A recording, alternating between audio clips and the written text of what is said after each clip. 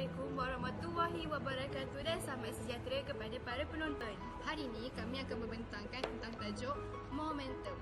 Momentum ialah hasil darab jisim Dan juga hal laju sesuatu objek. Ia merupakan satu situasi dalam kehidupan seharian kita yang menggunakan konsep momentum.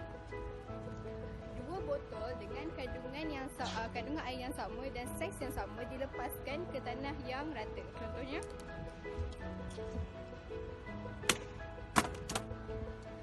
persoalannya, botol manakah yang jatuh lebih laju ke tanah setelah dilepaskan?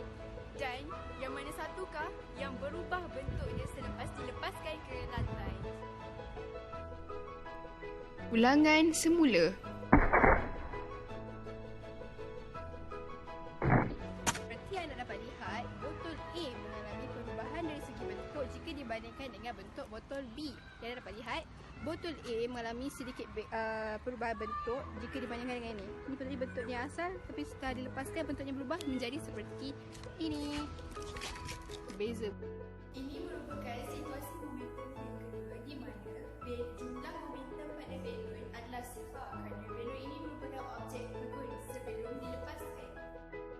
Sebaik sahaja balon dilepaskan, bahagian bawah balon akan menghasilkan satu momentum ke bawah. Ini kerana udara mempunyai jisim dan bergerak dengan laju tertentu.